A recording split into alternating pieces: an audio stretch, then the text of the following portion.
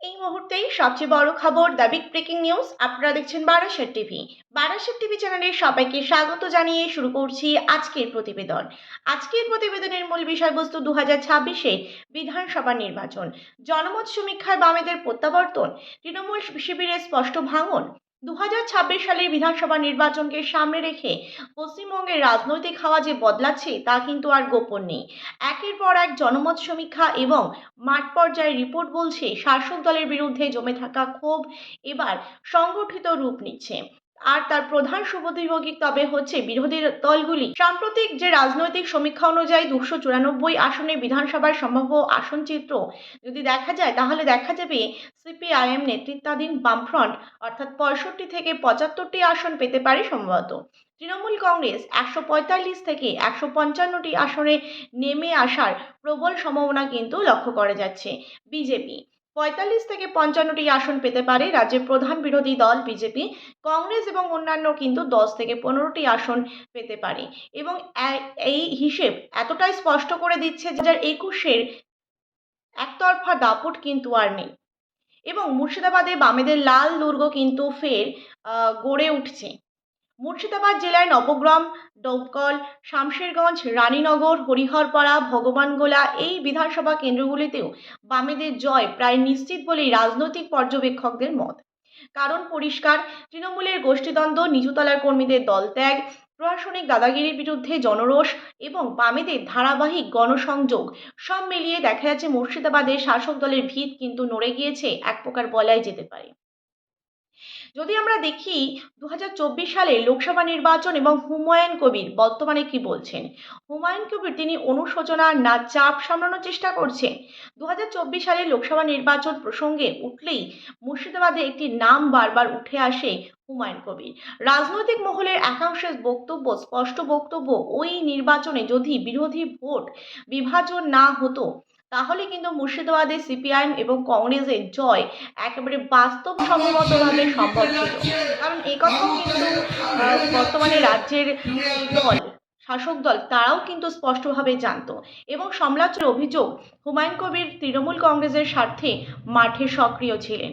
প্রিয় দর্শক বন্ধু, আপনারা দেখছেন বারাসাত টিভি। বারাসাত টিভি চ্যানেলে নতুন দর্শক হয়ে থাকলে অবশ্যই চ্যানেলটিকে সাবস্ক্রাইব করে পাশে থাকুন নতুন নতুন ভিডিওর আপডেট পাওয়ার জন্য। ভিডিওটি ভালো লেগে থাকলে অবশ্যই লাইক করুন, শেয়ার করুন। আপনাদের মতামত অবশ্যই কমেন্ট বক্সে কমেন্ট করে জানান। হুমায়ুন কবির তৃণমূল কংগ্রেসের স্বার্থে মাঠে সক্রিয় ছিলেন। ভোটে আগে সাধারণ মানুষের মধ্যে ভয় এবং বিভ্রান্তির পরিবেশ কিন্তু তৈরি হয় এবং সংখ্যালঘু এলাকায় প্ররোচনা এবং চাপের রাজনীতি কিন্তু চালানো হয় সেই সময়, যার সরাসরি ফল পড়ে বিরোধী ভোটের ওপর। আজ সেই হুমায়ুন কবির যখন প্রকাশ্যে দুঃখিত বা অনুতপ্ত হওয়ার কথা বলছেন, তখন রাজনৈতিক মহলের প্রশ্ন উঠেছে, এই অনুশোচনা কি আদৌ আদর্শে, নাকি 2026-এর আগে জনরোষ সামলানোর একটা কৌশল। কারণ 2024-এর ভোটে যাদের ক্ষতি হয়েছে তারা কিন্তু আজও সেই ঘটনার কথা ভুলে যায়নি। মানুষ হিসাব রাখে এবং মুর্শিদাবাদের মানুষ কিন্তু দেখেছে কে ভয় দেখিয়েছে, কে প্ররোচনা দিয়েছে, আর কে নির্বিচারে একেবারে মানুষের পাশে থেকেছে।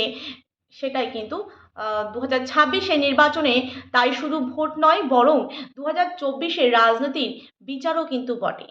এবং দেখা যাচ্ছে যে 2026-এর যে বিধানসভা নির্বাচন শাসক দলের জন্য কিন্তু সহজ হবে না, এটা কিন্তু এখন একেবারে স্পষ্ট হয়ে গিয়েছে। জনমত সমীক্ষা বলছে বামেরা কিন্তু আর শুধুই প্রত্যাবর্তনের গল্প নয়, তারা কিন্তু বাস্তব শক্তি হিসেবেও কিন্তু সামনে আসছে। এবং দেখা যাচ্ছে যে আর কিছু নেতার কিন্তু দেরিতে আসা, অনুশোচনা ইতিহাসে কে থেকে যাবে প্রশ্নচিহ্ন হিসেবেই, এবং রায় দেবে মানুষ ব্যালটের বাক্সে।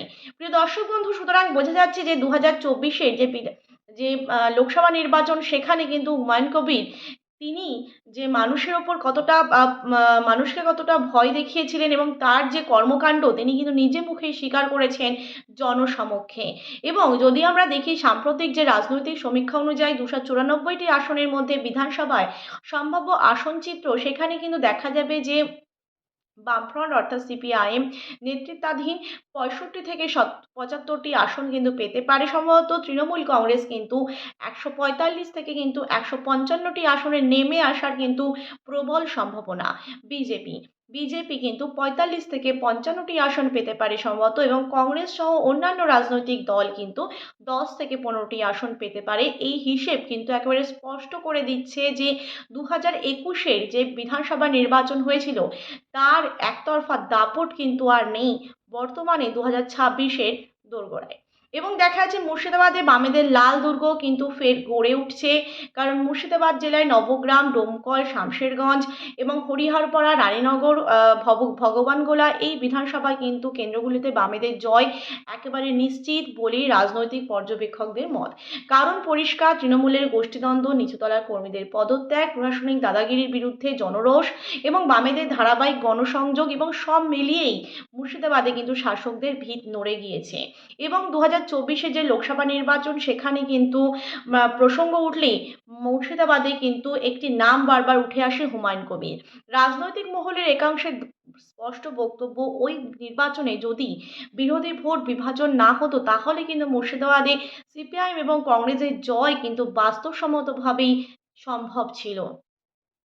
এবং সমালোচকদের অভিযোগ যে হুমায়ুন কবির তৃণমূল কংগ্রেসের স্বার্থে মাঠে যে সক্রিয় ছিলেন, ভোটের আগে সাধারণ মানুষের মধ্যে ভয় এবং বিভ্রান্তির পরিবেশ তৈরি হয়।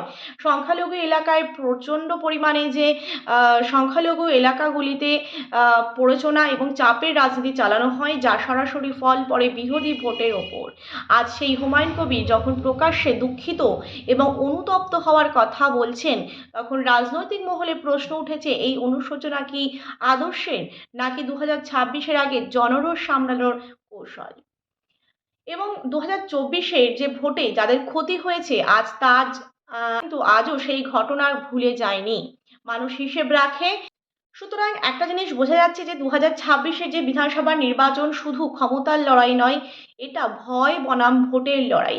আর সেই লড়াইয়েই বাংলার মানুষ ক্রমেই বুঝে যাচ্ছে যে ভয়ের রাজনীতি নয়, দরকার লাল বিকল্প। আর লাল পতাকা আবারও কিন্তু উঠছে, আর নতুন কিছু মানুষের কিন্তু অনুশোচনা। ২০২৬-এর বিধানসভা নির্বাচনে দেখা যাচ্ছে যে শাসক দলের কপালে চিন্তার ভাঁজ। ২০২৬-এর বিধানসভা নির্বাচন যতই এগিয়ে আসে ততই কিন্তু শাসক দলের ভিত নড়বড়ে হয়ে পড়ছে। জনমত সমীক্ষায় কিন্তু স্পষ্ট করে দিয়েছে বাংলার মানুষ এবার আর ভয়, প্রলোভন আর মিথ্যা আশ্বাসে ভুলতে রাজি নয়। বিকল্প রাজনীতির খোঁজে তারা কিন্তু ফের তাকাচ্ছে লাল পতাকার দিকেই। সাম্প্রতিক সমীক্ষা অনুযায়ী ২৯৪ আসনে কিন্তু বিকল্প আসনের বিন্যাস হতে পারে। বামফ্রন্ট ৭৫ থেকে কিন্তু ৬৫ থেকে ৭৫টি আসন ক্রমবর্ধমান, এবং তৃণমূল কংগ্রেস কিন্তু ১৫৫র নিচে নামার কিন্তু সম্ভাবনা প্রবল। বিজেপি ৪৫ থেকে ৫৫ আসনে কিন্তু সীমাবদ্ধ। কংগ্রেস এবং অন্যান্যরা কিন্তু ১০ থেকে ১৫টি আসনে এই আসন কিন্তু পেতে পারে সম্ভবত। এই হিসাব শাসক দলের কিন্তু, অর্থাৎ শাসক শিবিরের কিন্তু ঘুম কেড়ে নিচ্ছে। বামেদের জয় যেখানে প্রায় লিখে দেওয়া যেত, মুর্শিদাবাদ, মালদা, উত্তরবঙ্গ এবং জঙ্গলমহলের একাধিক আসনে বামেদের জয় এখন শুধু সম্ভাবনা নয়, প্রায় নিশ্চিত। মুর্শিদাবাদের নবগ্রাম, ডোমকল এই সমস্ত এলাকায় কিন্তু তৃণমূলের একেবারে সংগঠন ভেঙে পড়েছে, কর্মীরা কিন্তু দল ছাড়ছে, সাধারণ মানুষ কিন্তু মুখ খুলছে, আর বামেরা সংগঠনের জোরে কিন্তু ফের মাঠ দখল করছে। ২০২৪-এর লোকসভা নির্বাচনের দিকে তাকিয়েও যদি দেখা যায়, হুমায়ুন কবিরের বর্তমানে অনুশোচনা কি লোক দেখানো? ২০২৪-এর যে লোকসভা নির্বাচনের কথা উঠলেই মুর্শিদাবাদে কিন্তু ঘুরে ফিরে কিন্তু একটাই কিন্তু প্রশ্ন আসছে, এই ফল কি অবশ্যম্ভাবী ছিল? রাজনৈতিক মহলের বড় অংশের মত, যদি ওই নির্বাচনে সিপিআইএম এবং কংগ্রেসের ভোট ভাঙার রাজনীতি না হতো তাহলে মুর্শিদাবাদে বিরোধীদের জয় কিন্তু একেবারে নিশ্চিত ছিল। আর ঠিক সেখানেই সামনে আসে হুমায়ুন কবিরের ভূমিকা, এবং অভিযোগের তালিকায় কিন্তু দীর্ঘ, এবং তৃণমূলের স্বার্থে কাজ, ভোটের আগে সাধারণ মানুষের মধ্যে ভয়ভীতি ছড়ানো, সংখ্যালঘু এলাকায় প্ররোচনা, বিভ্রান্তি এবং বিরোধী ঐক্য ভাঙার কিন্তু সচেতন চেষ্টা কিন্তু আজ সেই হুমায়ুন কবিরই দুঃখিত এবং অনুতপ্ত। প্রশ্ন উঠেছে, এই অনুশোচনা কি আদৌ বিবেকের তাড়না, নাকি ২০২৬-এ আগে রাজনৈতিক জমি বাঁচানোর মরিয়া চেষ্টা?